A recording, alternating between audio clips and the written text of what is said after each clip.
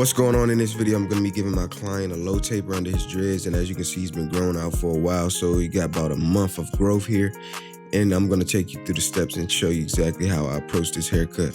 I want to go in with the number 1 guard with the lever completely closed, just knocking everything down, getting it to a level where it's actually going to be able to be lined up, as well as easier for me to go in and debulk this way and just come back in and work up in a taper. Knocking down the front hairline, he wanted the hairline to be tapered as well.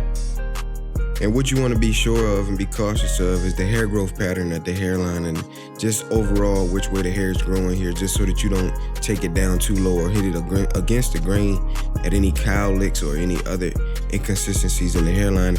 And just pay attention to where the density is and how low the hair is actually laying down, so you know where it's thicker and where you need to be more cautious at in areas. Here I'm going in the back with the lever completely closed with the 1.5 guard. And the reason that I'm going against the grain with the 1.5 guard here in the back is because I already know that I'm gonna stop off. I'm gonna end this taper at the top with the 1.5 with the lever completely closed. So now I'm just gonna set that first initial panel in by taking all the bulk out and knocking everything down to that one length that I'm gonna eventually work my way into having the 1.5 guard be the highest guard that I use in this taper. Kicking off the neck taper here, I'm going in with the lever completely closed. As you can see, it's not the densest or it's not the fullest. So as you can see, it's already light.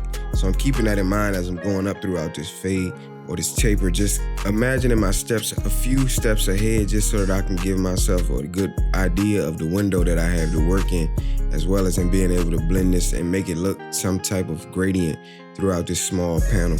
Lever fully open here, and I'm going up a full inch, giving myself room to make it gradient, but also stretching out this taper as much as possible. 1 guard with the lever completely closed here, going up right up under the 1.5 guard with the lever completely closed, and I'm just detailing dark spots at the very top of the taper, getting out anything that I couldn't get out with the 1.5 using the 1 guard, just making sure that everything comes out smooth. And essentially what I'm doing is just lessening the darkness so that I can create that gradient. See, right up under the 1.5, I'm gonna drop to the 1, and then I'm gonna go to the 1/2 guard.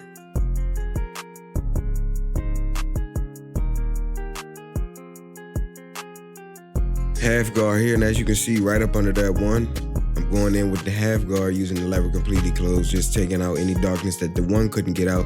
And essentially I'm just working right back down to that lever completely closed, and where I open the lever up to take out the very bottom line. So I'm erasing darkness, but creating the gradient, see, as well as in making my way back down to the first initial guideline that I put in, and just softening up everything over top of it to make it blend. Back down to no guard here, I'm gonna work my way open to close. As you can see, higher in the taper, you're gonna open up the lever, but lower as you go lower and work your way back to that first guideline. You wanna close the lever up as you go lower. Here I'm going in, same exact steps on the side, and I'm just setting in my first initial guideline, giving myself an idea of the small space that I'm working in.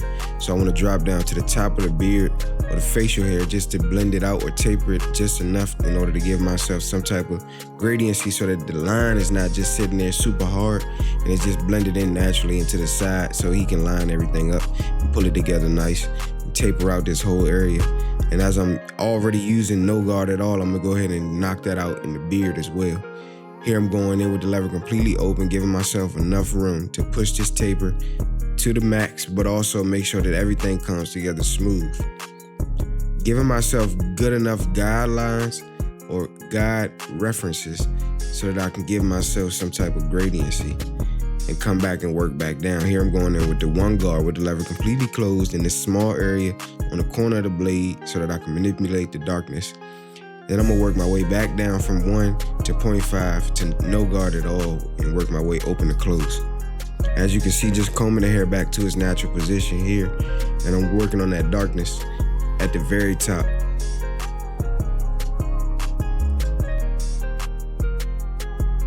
.5 right up under the 1. Taking my time, as you can see, the taper is coming together clean.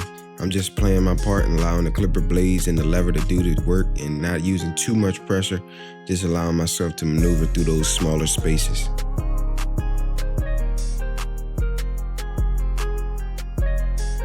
While detailing is optional, it has firsthand changed my life within my barber career, just paying more attention to detail as well as in being able to finish a fade, step away from it, and come back to it and detail darker spots using the mirror, just looking in the mirror as a second reference and going back in and detailing any dark areas that allow me to see what's standing out and refocus and regroup so that I can go in and execute on the high level detailing with the barbers I developed over the years and giving me the confidence to step behind any fade and just demolish it.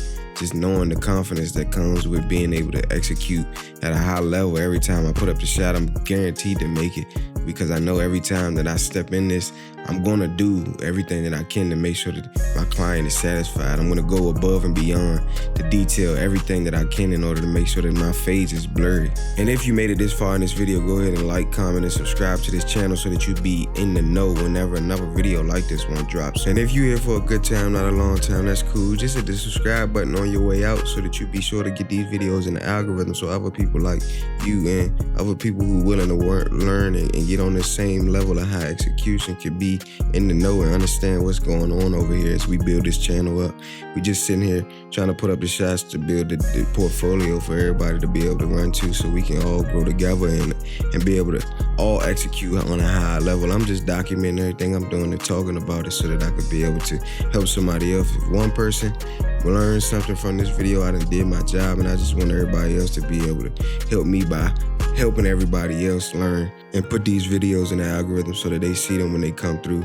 Here I'm just going in with the one guard debulking the top, and I'm gonna drop right back down to the beard, and now I'm here in the 0.5 right up under the 1, taking out that darkness and playing my part. Here you can see I'm going in combing everything back down to its natural position, and I gotta open up the lever on the 0.5 to go up just enough so that I can take out that darkness right there at the C-cup and give it a better blend right there.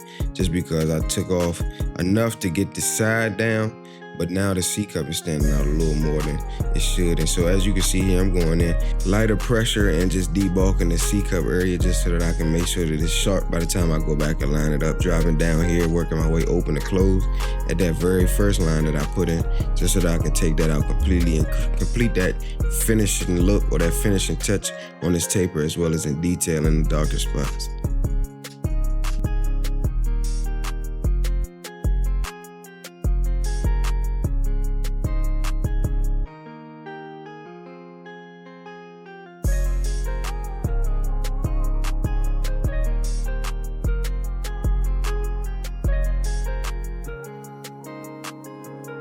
The biggest guard that I use on the facial hair is a 0.5 or a half guard on the corner of the blade, detail in the top.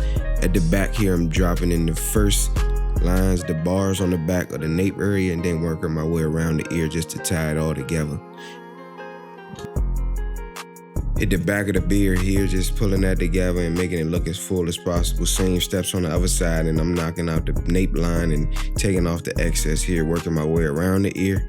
And the trick here is to use the corner of the blade, and you want to also pull the hair back down over the line and go against it. Starting at the bottom of the arch here, I'm gonna work my way around the C-cup, and now I'm gonna go up to the fullest point and make sure that that C-cup is fully defined, going against the grain. And then I'm gonna tap the overhang, going with the grain.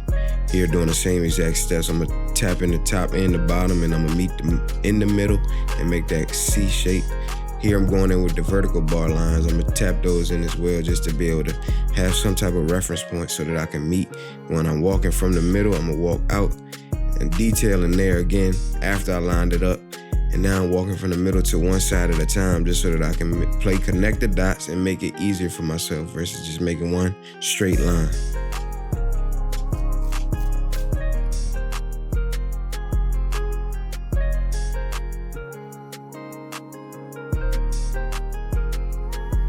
Disclaimer, this video contains enhancements.